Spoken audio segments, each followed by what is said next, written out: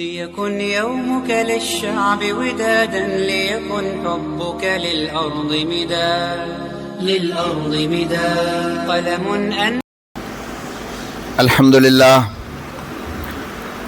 لله رب العالمين والصلاة والسلام على خير خلقه محمد وآله وصحبه أجمعين أما بعد أعوذ بالله من الشيطان الرجيم بسم الله الرحمن الرحيم وبرزت الجحيم لمن يرى فأما من طغى وآثر الحياة الدنيا فإن الجحيم هي المأوى وأما من خاف مقام ربه ونهى النفس عن الهوى فإن الجنة هي المأوى صدق اللہ العظیم۔ محترم خواتین حضرات، ہماری مائیں بہنیں اور سننے والے تمام افراد، السلام علیکم ورحمۃ اللہ وبرکاتہ۔ آج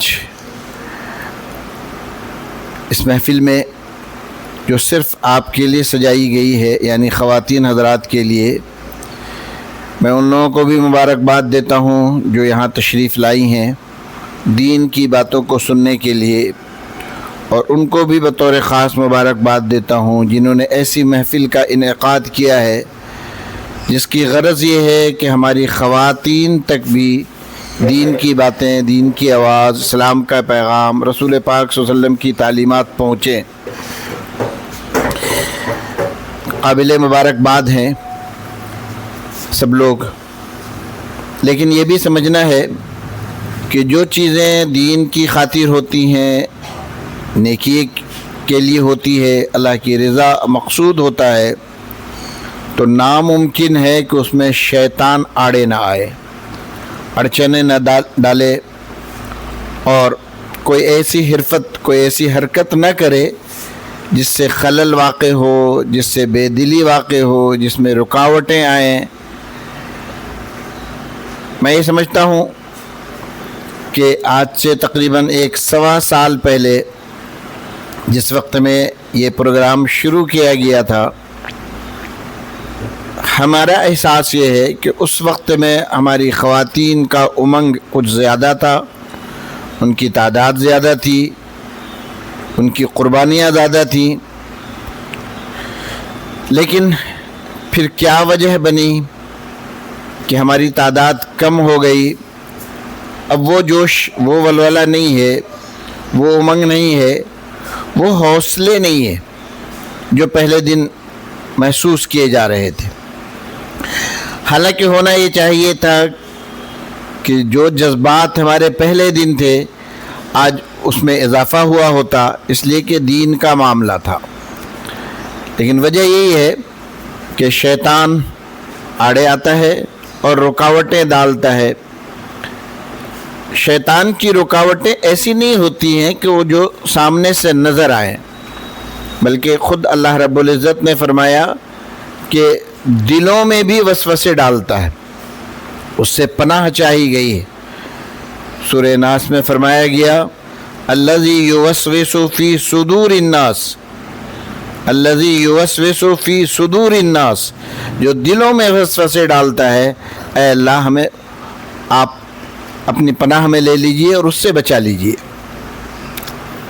تو بہت کچھ رکاوٹیں آئیں گی۔ ایک آپ کو سمجھنا ہے، اگر رکاوٹیں آ رہی ہیں اور دل میں کوئی خیال ایسا پیدا ہو رہا ہے کہ اس محفل میں نہ جایا جائے، بعض عذریں سامنے آ رہی ہیں، تو ان عذروں کو جہاں تک ٹال سکتے ہیں ٹالیں، کیونکہ یہ نیکی ہے اور اہم ترین نیکی ہے۔ اور دوسرے، پہلے دن بھی یہ پیغام دیا گیا تھا کہ ہماری کوششیں یہ ہو کہ ہم دوسروں کو اپنے ساتھ ساتھ لائیں، اور یہ میں نہیں کہہ رہا تھا بلکہ نیکی کا حکم ہی یہ ہے کہ اس میں دوسروں کو ملایا جائے، شامل کیا جائے۔ تعاونوا علی البر والتقوی، نیکیوں میں ایک دوسرے سے مقابلہ کرنا، ایک دوسرے کو شامل کرنا، ایک دوسرے کا تعاون کرنا، ایک دوسرے کا ساتھ دینا، یہ اللہ رب العزت کہہ رہا ہے اور فرما رہے ہیں اور ہمارے اندر یہ جذبات پیدا کرنا چاہ رہے ہیں۔ آج ایک بات اور کہیں، تقریباً 1.25 سال کم و بیش میں سمجھتا ہوں، بلکہ اس سے زائد کا وقفہ ہو چکا ہے اس محفل کو سجتے ہوئے۔ کبھی کبھی یہ بات ہونی چاہیے کہ ہم اپنا جائزہ لیں۔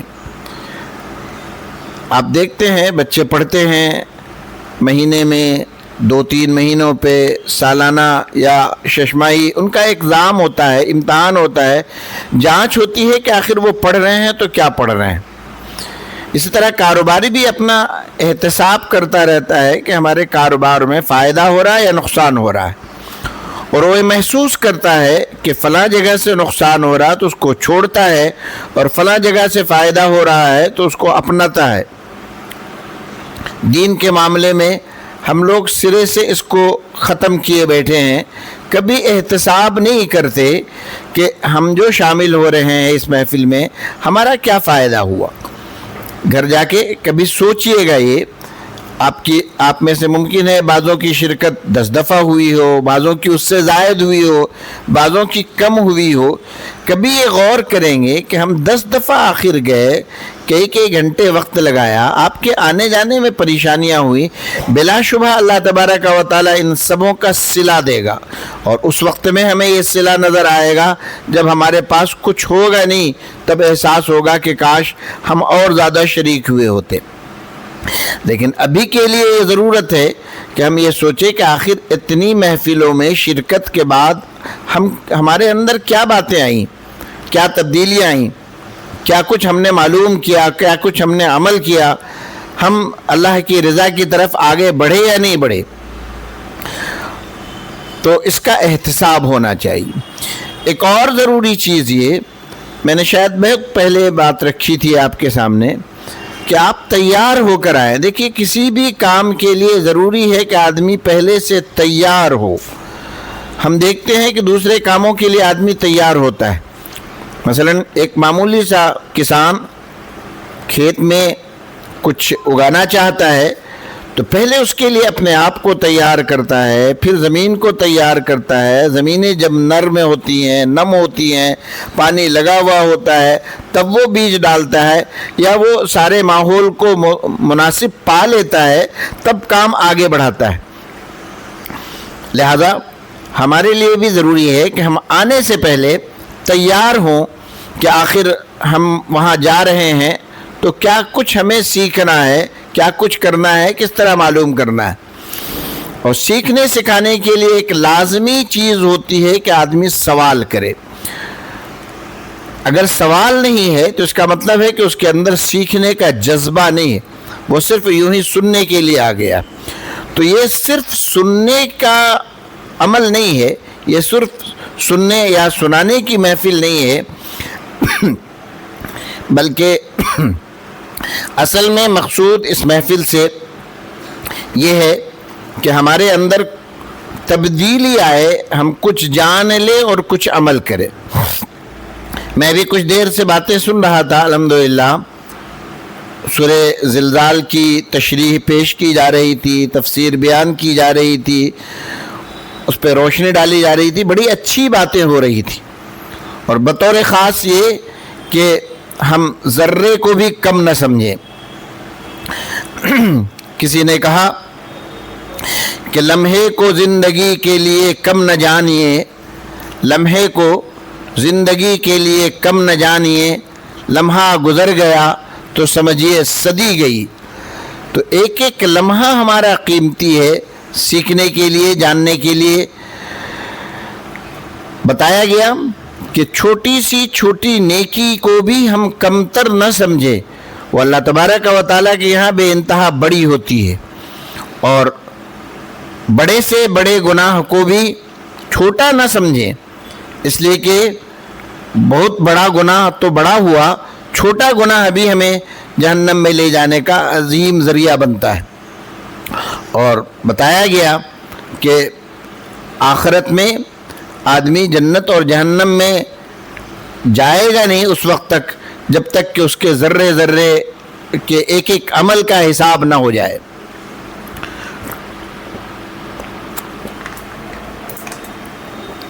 لہذا ہم زندگی کے ہر میدان میں اپنا محاسبہ کریں کہ ہم آخرت کے لیے کیا تیاری کر رہے ہیں. یہ باتیں آپ کے سامنے ہو رہی تھیں. اسی روشنی میں ارادہ کیا کہ آپ کے سامنے ایک قرآن پاک کی آیت پیش کریں اور پھر اس کی تھوڑی دیر تشریح کی جائے اور اس روشنی میں بات کی جائے. لیکن اس سے پہلے میں یہ چاہوں گا کہ ایک سوال کروں. یقیناً آپ کا جواب وہی آئے گا جو میں چاہتا ہوں یا میں سمجھ رہا ہوں کہ آپ میں سے کون لوگ ہیں جو جنت میں جانا چاہتے ہیں اور کون لوگ ہیں جو جہنم میں جانا چاہتے ہیں. ابھی بتایا گیا جنت کو اللہ تبارک و تعالیٰ نے کس طرح سجایا، بنایا، سنوارا اور پھر کن چیزوں سے ڈھک دیا، اور جہنم کو کس انداز سے بنایا اور کن چیزوں سے مزین کر دیا. تو یہ سوال ہے کہ جنت میں کون کون لوگ جانا چاہتے ہیں اور جہنم میں کون کون لوگ جانا چاہتے ہیں. جہاں تک میں سمجھتا ہوں ہر ایک شخص کی دلی خواہش یہی ہوگی کہ وہ جنت میں چلا جائے. ایک شخص بھی جہنم میں جانے کے لیے تیار نہیں ہوگا. دوزخ ایسی ہی چیز ہے. لیکن قرآن کی اس آیت کی روشنی میں اگر ہم دیکھتے ہیں تو ہمیں یہ محسوس ہوتا ہے کہ ہم سب لوگ تیاری کر رہے ہیں دوزخ میں اور جہنم میں جانے کی. جنت میں جانے کے لیے تو کوئی تیاری نہیں ہے. اور یہ میں اپنی طرف سے بات نہیں کر رہا ہوں. اللہ تبارک و تعالیٰ گویا اس طریقے سے بندوں کو آئینہ دکھا رہے ہیں جو جہاں جانا چاہتا ہے وہاں چلا جائے گا. یوں سمجھ لیں ہم پلیٹ فارم پہ پہنچے. ایک گاڑی، ایک ٹرین پچھم کی طرف جا رہی ہے جو دلی ہمیں پہنچا دے گی. ایک پورب کی طرف جا رہی ہے جو کلکتہ ہمیں پہنچا دے گی. ہمیں جانا کہاں ہے؟ اگر کلکتہ کی طرف جانا ہے تو پورب والی ٹرین پکڑیں گے، اور دلی جانا ہے تو پچھم والی ٹرین پکڑیں گے. کون بے وقوف ہوگا جو یہ کہے کہ میں ٹرین تو پکڑوں گا پچھم کی طرف والی لیکن جاؤں گا کلکتہ؟ کون ایسا ہوگا جو یہ کہے گا کہ میں ٹرین تو پکڑوں گا پورب والی اور جاؤں گا دلی؟ تو یہ بات خود سمجھ میں آتی ہے کہ آپ کو فیصلہ کرنا ہے کہ آپ کو جانا کہاں ہے. اگر کلکتہ جانا ہے تو پورب والی ٹرین پکڑ لیں، اور اگر پچھم والی ٹرین پکڑ رہے ہیں تو اس کا مطلب ہے کہ آپ دلی پہنچ رہے ہوں گے. ایسا ہی آئینہ اللہ رب العزت نے قرآن پاک کی اس آیت میں اپنے بندوں کو دکھایا ہے، بتایا ہے، سمجھایا ہے، صرف دو باتیں کہہ کے. اور اتنا ہی نہیں کہ دو باتیں کہیں، بلکہ دو باتوں کو بیان کرنے کے بعد اللہ رب العزت نے کہا فَإِنَّ الْجَنَّةَ هِيَ الْمَأْوَى، جنت ہی اس کا ٹھکانہ، یعنی وہ جائے گا تو جنت ہی میں جائے گا. یہ دو کام کر لے تو، اور یہ دو کام کر لے تو وہ جائے گا تو جہنم ہی میں جائے گا، جہنم کے علاوہ اور اس کا کہیں ٹھکانہ نہیں. یہ بات میں اپنی طرف سے نہیں کہہ رہا ہوں، بلکہ اللہ رب العزت نے یہ بات قرآن پاک میں کہی کہ جب جہنم محشر کے میدان میں ایک درجے میں کہہ لے آدمی کے سامنے لا دیا جائے گا. آدمی اپنے اعمال کو دیکھ رہا ہوگا، اپنی پوزیشن کو سمجھ رہا ہوگا، کس انداز کے معاملات ہوں گے تو اللہ ہی بہتر جانتا ہے. وہ حشر کا میدان ہوگا جس کو بیان کرنے کے لیے ایک لمبا وقت چاہیے. لیکن پھر اس کے بعد اللہ رب العزت نے فرمایا فَأَمَّا مَن طَغَىٰ وَآثَرَ الْحَيَاةَ الدُّنْيَا. صرف دو باتیں کہیں اور اس کے آگے کہا فَإِنَّ الْجَحِيمَ هِيَ الْمَأْوَىٰ. جس نے سرکشی کی، فَأَمَّا مَن طَغَىٰ، اور دنیاوی زندگی کو ترجیح دیا. خوب اچھی طرح یاد رکھیں گے، بہت لمبی چوڑی بات اللہ رب العزت نہیں کہہ رہے ہیں، صرف دو باتیں بتا رہے ہیں. جس نے سرکشی کی، طغا، وآثر الحیات الدنیا، اور دنیا کی زندگی کو ترجیح دیا، دنیاوی معاملات کو ترجیح دیا، دنیاوی عیش و آشائش کو، یہاں کے فائدوں کو ترجیح دیا، تو اس کا ٹھکانہ تو جہنم ہی ہے. اب اگر کوئی شخص سرکشی کر رہا ہے اور دنیا کو ترجیح دے رہا ہے اور پھر یہ سمجھے کہ ہم جائیں گے جنت میں، تو یہ بیوقوفی ہے، یہ بیوقوفی ہے. طغا سرکشی کہتے ہیں ایسے گناہوں کو جس کو آدمی گناہ سمجھ رہا ہے اور پھر کیے جا رہا. بعض چیزیں ایسی ہوتی ہیں جو ہمیں معلوم نہیں اور میں کر بیٹھا, بعد میں پتہ چلا کہ نہیں یہ تو غلط تھی, اب وہ شرمندہ ہو رہا ہے, تو یہ سرکشی نہیں ہے. لیکن بہت ساری چیزیں ایسی ہیں جس کو آدمی سمجھ رہا ہے کہ یہ غلط ہے اور پھر بھی اسی کا ارتکاب کر رہا ہے. جیسے نماز چھوٹ رہی ہے, وہ یہ سمجھ رہا ہے کہ غلط ہے, وہ سود لے رہا ہے, رشوت کھا رہا ہے, وہ گناہوں میں لگا ہوا ہے, کسی کو دھوکہ دے رہا ہے, کسی کو فریب دے رہا ہے, کسی کا مال دبا رہا ہے, کسی کو پریشان کر رہا ہے, کہیں ناحق ہے. ایسا نہیں کہ وہ جان نہیں رہا کہ میں غلط پہ ہوں, وہ بذات خود جان رہا ہے کہ میں غلط پہ ہوں, لیکن اس کے باوجود کیے جا رہا. وجہ کیا ہوتی ہے کہ اس کے سامنے دنیا کے فائدے ہوتے ہیں, ایسا کر لیں گے یہ فائدہ ہو جائے گا. دنیا کے فائدوں میں بھی کبھی مال و دولت کا فائدہ ہوتا ہے, کبھی اپنی خوشی کا فائدہ ہوتا ہے, اور کبھی کبھی بس چاہتے پوری ہوتی ہیں, بس ہم ایسا چاہ رہے ہیں اور یہ چاہت پوری ہو جائے, بظاہر فائدہ نظر نہیں آتا. اور اکثر تو ایسا ہوتا ہے کہ اپنا کچھ نہیں ہوتا, دوسروں کے فائدے میں آدمی اپنے لیے جہنم کا فیصلہ کرا لیتا ہے. بہت ساری مثالیں بھری پڑی, خواتین اپنی زندگی میں بطور خاص اس کا مشاہدہ کر سکتی ہیں. ہزاروں کام ایسے ہیں جن کو ہم سمجھ رہے ہیں کہ اللہ کے رسول کے ناراضگی کا سبب ہے, یہ جنت میں لے جانے والی چیز نہیں, یہ نیکی نہیں ہے, لیکن اس کے باوجود ہم اس سے باز نہیں آتے. تو آپ سمجھ لیں کہ اس کے بعد آپ نے اپنی زندگی کے لیے اپنی جہنم کا فیصلہ کیا ہے. اللہ رب العزت وہی فیصلہ آپ کے ہاتھوں میں حشر کے میدان میں عطا کرے گا, حشر کے میدان میں عطا کرے گا. ایک مقام پر قرآن پاک میں آتا ہے کہ جہنمی لوگوں کو جب جہنم میں ڈال دیا جائے گا تو جہنمی پریشان ہوں گے بے انتہا, اور وہ ایک سوال کریں گے کچھ ایسے لوگوں سے جس کے سلسلے میں ان کا گمان یہ ہوگا کہ یہ تو بڑا نیک ہے, بڑا نیک ہے, دوسروں کو دیا کرتا تھا, عطا کرتا تھا, نیک سلوک کرتا تھا, وغیرہ وغیرہ. تو اس سے سوال کریں گے کہ بھئی تم یہاں کیسے چلے آئے جہنم میں, تم کو تو جنت میں جانا چاہیے تھا, میرا تو تخیل یہی تھا.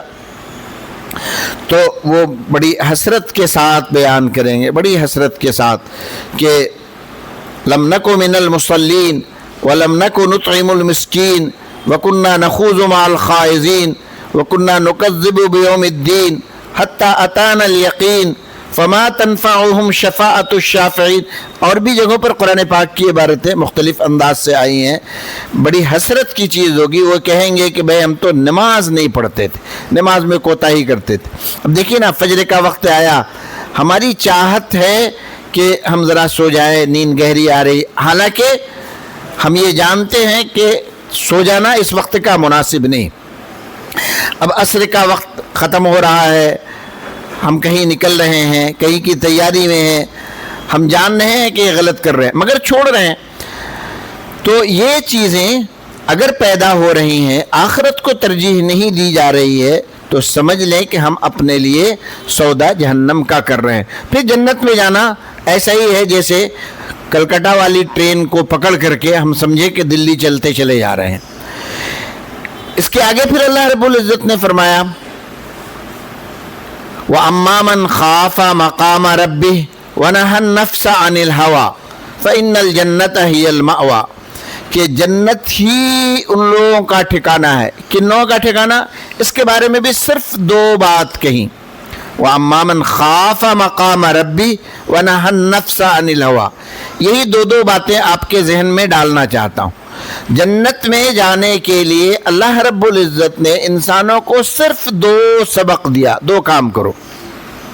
کیا؟ اللہ کا ڈر, اللہ کی پکڑ, اللہ کا غضب, اللہ کی ناراضگی. وَإِذَا بَطَشْتُمْ بَطَشْتُمْ جَبَّارِينَ, کہ جب اللہ کی پکڑ آتی ہے تو پھر آدمی سوچ نہیں سکتا کہ اس کی پکڑ کتنی سخت ہوتی ہے. تو اللہ کی پکڑ سے اپنے آپ کو ڈرا لے. وَأَمَّا مَنْ خَافَ مَقَامَ رَبِّ، یہ احساس ہو کہ میں تنہائی میں بھی تنہا نہیں ہوں، اللہ رب العزت کی ذات ہمیں دیکھ رہی.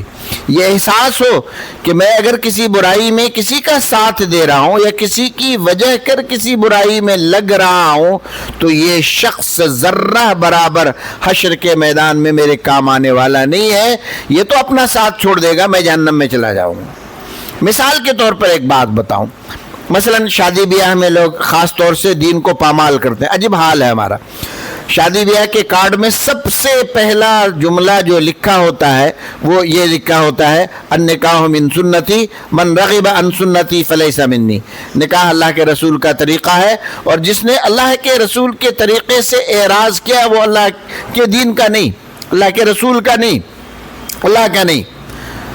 یہ اعلان کے بعد آپ دیکھیں کہ 2-4 چیزیں ایسی ہوتی ہیں جو سنت کے مطابق ہوں، باقی ساری چیزیں سنت کی دھجیاں اڑائی جا رہی ہیں. اب مثلا کوئی شخص بارات میں جا رہا، عورتیں بھی بارات میں جانے کے لیے خوب وہ تو پلاننگ رہتی ہے، نہ معلوم بیچارے اپنے مردوں کو کتنا ستا دیتی ہیں، کتنی ان کی جیبیں خالی کرا دیتی ہیں، کیا گزر رہا ہوتا ہے مردوں پر، ان کی پیشانی کی سلوٹوں کو کبھی جاننے کی، دیکھنے کی اور سمجھنے کی کوششیں نہیں کرتی. بک جائے تو بک جائے ہمارا شوہر یا ہمارا فلاں، لیکن ہماری شرطیں پوری ہونی چاہیے. دوسروں کو دکھانے کے لیے سجنا سرے سے یہ جائز ہی نہیں، سرے سے یہ جائز نہیں. سجنا تھا تو شوہروں کے لیے سجنا تھا، آج سوائے شوہروں کے اوروں کے لیے سجنا ہوا. بارات میں جانا کوئی شرعی چیز نہیں. اس کے بعد 75 قسم کی رسومات ہے.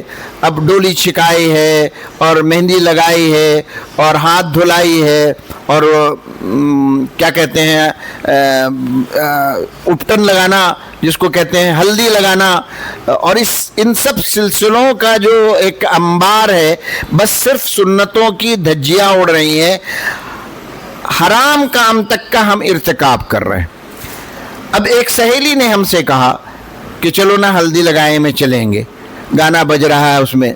کسی نے کہا کہ چلو دعوت آئی ہوئی ہے، پورے گھر والوں کی دعوت ہے، چلنا ہے، اب بارات میں ہم بھی چلیں گے.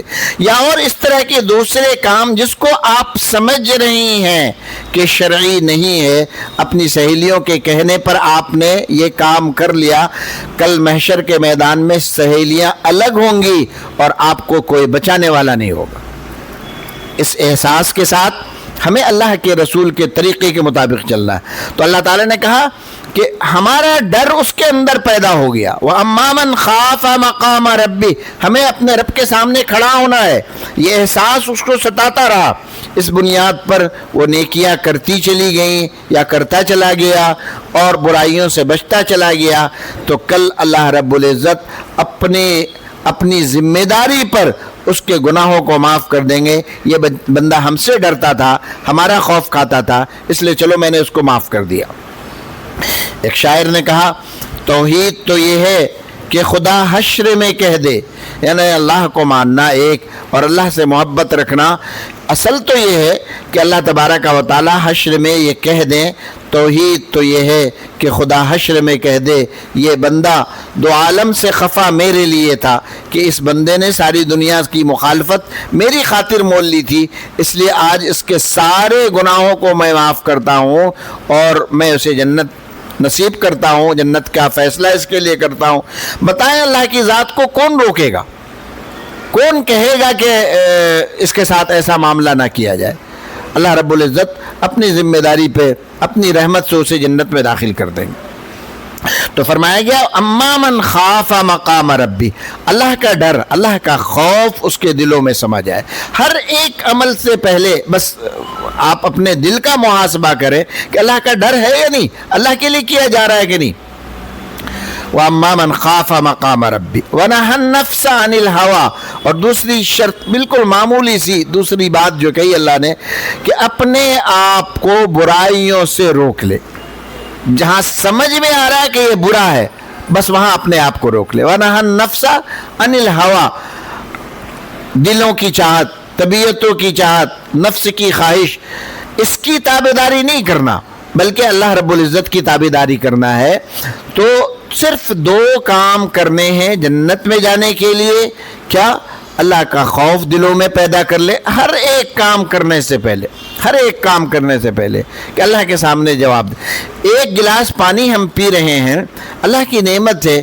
کب اللہ رب العزت پانی کے اس گلاس کو ہم سے محروم کر دے اندازہ نہیں کر سکتے، لیکن اس نعمت کے آگے ہم اللہ کا شکر ادا نہیں کرتے. کل اس کا جواب دینا ہے، اس کا احساس نہیں ہے، اس لیے ہم بائیں ہاتھ سے پانی پی لیتے ہیں، کھڑے کھڑے پی لیتے ہیں، جس انداز سے چاہتے ہیں. کبھی سمجھا ہی نہیں کہ یہ نعمت اللہ کی ہمیں مل رہی ہے، اس لیے کہ بغیر مانگے مل رہی ہے، بغیر محنت کے مل رہی ہے، بغیر پیسہ خرچ کیے مل رہی ہے. جب روک لیں گے تب احساس ہوگا. تو ہونا یہ چاہیے کہ اس پانی کا بھی احساس ہو کہ یہ اللہ کی نعمت ہے اور کل ہمیں اس کا جواب دینا ہے. ثم لتسألن یومئذ عن النعیم. اللہ رب العزت ایک نعمتوں کے سلسلے سے سوال کریں گے اور بندوں کو جواب دینا ہوگا. تو اللہ کا ڈر پیدا ہو جائے اور اپنے آپ کو جہاں آپ برائی سمجھ رہی ہیں جن چیزوں سے متعلق وہاں اپنے آپ کو روک لیں. یہ 2 کام کرنا ہے. اگر کرنا ہے، کر رہے ہیں، کرنے کی توفیق ہمیں مل رہی ہے، اس کی طرف ہماری تڑپ ہے، تو آپ یہ سمجھیں کہ میں نے جنت والی گاڑی پر اپنے آپ کو سوار کر لیا ہے. اور اگر اس کے برخلاف آپ یہ محسوس کریں کہ برائیوں کو برائی سمجھتے ہوئے، برائی کو برائی جانتے ہوئے میں اس برائی کا ارتکاب کر رہی ہوں یا کر رہا ہوں اور اس سے بچ نہیں رہا ہوں، دوسروں کی خوشی کے لیے، سماج و معاشرے کو دکھاوے کے لیے، اپنی ناموری کے لیے، دنیا کے واسطے، دنیا کی ترقی کے لیے، دنیا میں عزت پانے کے لیے، تو اللہ تبارک و تعالی نے فرمایا فَأَمَّا مَن طَغَىٰ وَآثَرَ الْحَيَاةَ الدُّنْيَا، سرکشی کی اور دنیا کی زندگی، دنیا کی چاہتوں کو ترجیح دی، تو ایسا کرنے والا پھر سمجھ لے کہ اس نے وہ ٹرین پکڑی ہے جو اب کہیں رکے گی نہیں، اس کا اسٹاپیج کہیں نہیں ہے، وہ سیدھے جہنم میں لے جائے گی. اب آپ کہیں اتر بھی نہیں سکتے. اسی لیے ایک دوسری جگہ پر اللہ رب العزت نے فرمایا کہ جو شخص دنیا کے لیے مرتا ہے، اس کے لیے کوششیں کرتا ہے، کھیتی کرتا ہے، یعنی اس کی کمائی کرتا ہے، تو اللہ رب العزت دنیا اس کو اتنا ہی دیتے ہیں جتنا اس کے مقدر میں لکھ چکے ہیں.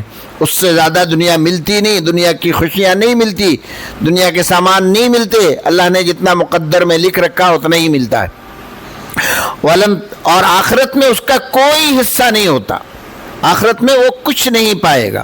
اس کے برخلاف جو شخص آخرت کو مد نظر رکھ کر کام کرتا ہے، محنتیں کرتا ہے، کد و کاوش کرتا ہے، مشقتیں اٹھاتا ہے، تکلیفیں جھیلتا ہے، اذیتیں برداشت کرتا ہے، بس یہ کہ ہماری آخرت بن جائے، تو اللہ رب العزت فرما رہے ہیں کہ اللہ رب العزت اس کی آخرت کو بہتر سے بہتر کرتا چلا جاتا ہے.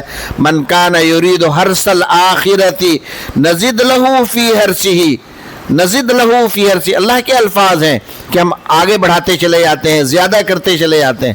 من کان یرید حرث الدنیا نؤتہ منہا وما لہ فی الآخرۃ من نصیب. اور جو دنیا کے لیے کام کرتا رہتا ہے تو دنیا ہم اتنا ہی دیتے ہیں جتنا اس کے مقدر میں لکھ چکے ہیں، اور آخرت میں اس کا کوئی حصہ نہیں، اس کا کوئی نصیب نہیں، کوئی کچھ بھی نہیں ملے گا. تو ہم سبوں کو اپنے آپ کو ان غفلتوں سے نکالنا ہے کہ اگر جینا ہے تو آخرت کو مد نظر رکھ کر اور اللہ کی رضا کو پیش نظر رکھ کر اور اس انداز سے جئیں کہ واقعتاً ہم جنت کے طالب ہیں. ایک مرتبہ پیارے نبی صلی اللہ علیہ وسلم سے حضرت ابو امامہ رضی اللہ تعالیٰ عنہ کی حدیث میں ہے کہ کسی نے پوچھا کہ اے اللہ کے رسول صلی اللہ علیہ وسلم، جنت میں کون جائے گا اور جہنم میں کون جائے گا؟ میں اپنے مفہوم میں اس حدیث کو شارٹ میں بیان کر رہا ہوں، صرف 2 منٹ باقی ہے اس لیے. تو حضور پاک صلی اللہ علیہ وسلم نے بڑے اچھے انداز میں جواب دیا کہ جو جنت میں جانا چاہے گا وہ جنت میں جائے گا، اور جو جنت میں جانے سے انکار کرے گا وہ جنت میں نہیں جائے گا. تو صحابہ نے پوچھنے والے نے کہ اللہ کے رسول، جنت میں جانے سے بھی کوئی انکار کرے گا؟ جنت میں جانے سے بھی کوئی انکار کرے گا؟ تو تو آپ صلی اللہ علیہ وسلم نے فرمایا ہاں جو جنت میں جانے والا کام نہیں کر رہا ہے تو جنت میں جانے سے انکار کر رہا ہے، جس کو ابھی میں نے مختصر میں بتایا کہ جو جنت میں جانے والی ٹرین کو پکڑ نہیں رہا، اس پر بیٹھ نہیں رہا ہے، اور جہنم میں جانے والی ٹرین پہ بیٹھ رہا ہے تو خود جہنم میں جانے کا فیصلہ کر رہا ہے۔ اب اللہ رب العزت اسے زبردستی پکڑ کر کے جنت والی ٹرین میں نہیں بیٹھائیں گے۔ تو فیصلہ ہمیں کرنا ہے کہ جانا کدھر ہے، بہت کھول کر اللہ رب العزت نے بتا دی۔ پھر آخر میں بس یہ دو باتیں کہوں کہ اگر جہنم کی ٹرین پکڑنی ہے تو اللہ نے دو باتیں بتائیں، سرکشی کرنا، جان بوجھ کر گناہ کرنا، اور دنیا کو ترجیح دینا۔ اور اگر جنت میں جانا چاہتے ہیں تو دو باتیں کہیں، اللہ کا خوف دل میں بسا لینا ہر دم ہر لمحہ، اور اپنے آپ کو اپنی چاہتوں کے تابع نہ کرنا، اپنی خواہشوں کے تابع نہ کرنا، بلکہ اپنے دین کے تابع، اپنے رسول پاک صلی اللہ علیہ وسلم کے فرامین کے تابع، اپنے رب العالمین کے احکامات کے آگے اپنے آپ کو جھکا لینا، یہ ہے اصل میں جنت میں جانے کا سفر۔ تو اللہ رب العزت ہم سبوں کو اس کی توفیق نصیب فرمائے۔ اب جو شخص جنت میں جانے کی تیاری کر رہا ہوتا ہے اللہ رب العزت اسے جنت میں داخل کرتے ہیں، اور جو شخص جہنم میں جانے کی تیاری کر رہا ہوتا ہے اللہ رب العزت اسے جہنم میں بھیجتے ہیں اور جہنم کا راستہ اس کے لیے آسان فرما دیتے ہیں۔ اسی لیے ایک جگہ پر قرآن پاک نے بتایا ہمیں وَلْتَنْظُرْ نَفْسٌ مَا قَدَّمَتْ لِغَدٍ، ہر ایک نفس، ہر ایک جان، ہر ایک شخص، ہر ایک آدمی یہ غور کرتا رہے، محاسبہ کرتا رہے کہ اس نے کل کے لیے کیا کچھ تیاری کی ہے۔ کل اس کو جانا ہے، وہ جنت میں جانا چاہتا ہے یا جہنم میں۔ اللہ رب العزت ہمیں بھی ہمارے سامعین کو بھی توفیق نصیب فرمائے کہ ہم سب لوگ اللہ کی رضا کے لیے جئیں، اللہ کی رضا کے لیے مریں۔ دنیا میں اپنے لیے جینا مرنا اصل میں کچھ بھی معنی نہیں رکھتا، ساری نعمتیں اللہ کی ہیں، اس لیے ہم اپنی زندگی کے لیے فیصلہ کریں کہ یہ جان ہماری، ایک ایک سانس ہماری اللہ کی ہے، امانت ہے، رگوں میں دوڑنے والا ایک ایک قطرہ خون اللہ کی امانت ہے، یہ بس صرف اور صرف اللہ کی رضا کے لیے صرف ہو جائے۔ اللہ ہمیں بھی اس کی توفیق نصیب فرمائے، ہمارے سامعین کو بھی۔ وآخر دعوانا الحمدللہ رب العالمین۔ اللہ تعالی ہم سبوں کو کہنے سننے سے زیادہ عمل کی توفیق نصیب فرمائے۔ ایک بات البتہ کہتا چلوں کہ آئندہ کے اجتماع کے لیے ابھی سے تیاری کریں۔ آپ کے درمیان میں کوئی سوال آئے، کوئی بات آئے، کسی طرح کی کوئی چیز پوچھنی ہو، اسے لکھ کر رکھیں، ضرورت پڑے تو آپ کاغذ پر لکھ کر یہاں عزیزم عازب سلمہ تک پہنچا دیں، کسی بھی وسیلے سے، کسی بھی انداز سے۔ آپ صرف کال پر بھی بات کر لیں تو انشاءاللہ میں ان کو کہوں گا کہ یہاں نوٹ کر لیں، تو ایک کاپی ہو ہمارے پاس موجود جس میں ہمارے سامنے یہ بات آئے کہ خواتین کی طرف سے، عورتوں کی طرف سے یہ مسائل آئے ہیں، یہ چیزیں آئی ہیں، تاکہ اسی روشنی میں بات کی جائے۔ اللہ تعالی ہم سبوں کو قبول فرمائے، ہماری زندگی کو، ہمارے ایک ایک سانس کو، ہمارے لمحے لمحے کو اپنی رضا کا سامان بنا دے۔ آمین۔ وآخر دعوانا الحمدللہ رب العالمین۔ بسم اللہ الرحمن الرحیم۔ اللہم صلی علی سیدنا مولانا محمد وعلی آل مولانا محمد وبارک وسلم۔ ربنا آتنا فی الدنیا حسنہ وفی الآخرۃ حسنہ وقنا عذاب النار وقنا عذاب الحشر عذاب القبر عذاب السکرات عذاب الدنیا والآخرہ۔ اللہم اغفر لنا وارحمنا واہدنا وارزقنا وعافنا رب ارحمہما کما ربیانی صغیرا۔ اللہم اہدنا الصراط المستقیم صراط الذین انعمت علیہم غیر المغضوب علیہم ولا الضالین۔ اے اللہ آج کی محفل کو قبول فرمائیے، یہاں بات کرنا، بات سننا، باتوں کے لیے محفلوں کا انتظام کرنا، اے اللہ ہر طرح کی محنتوں کو قبول فرما لیجئے، ہر ایک شخص کو آپ اپنے کرم سے قبول فرما لیجئے۔ اے اللہ ہم سبوں کے لیے ہدایت کے فیصلے فرمائیے، اپنی رضا ہمیں نصیب فرمائیے، بلا استحقاق کے ہم سبوں کے لیے جنت الفردوس کا فیصلہ فرمائیے۔ اے اللہ اپنے رسول پاک صلی اللہ علیہ وسلم کے طریقوں کو زندہ کرنے والا بنا دیجئے۔ اے اللہ آپ راضی ہو جائیے، اپنے دین کی حمایت کا، اشاعت کا، بقا کا کام ہم سبوں سے لے لیجئے۔ اے اللہ جینا آپ کی خاطر ہو، مرنا آپ کی خاطر، ایسی زندگانی نصیب فرمائیے۔ اللہ جو کچھ مانگنا چاہیے تھا بن مانگے ہم سبوں کو عطا فرمائیے۔ اللہم اغفر لنا وارحمنا واہدنا وارزقنا وعافنا رب ارحمہما کما ربیانی صغیرا۔ اللہم صلی علی محمد وعطرتہ بعدد کل معلوم لک صلی اللہ تعالی علی خیر خلقہ محمد وآلہ وصحبہ اجمعین. لا الہ الا اللہ. ليكن حبك للأرض مداد قلم أنت فكم عبرت عنا وبنيت المجد أطوادا شداد أنت يا ملهم شعب أن يبروا عشت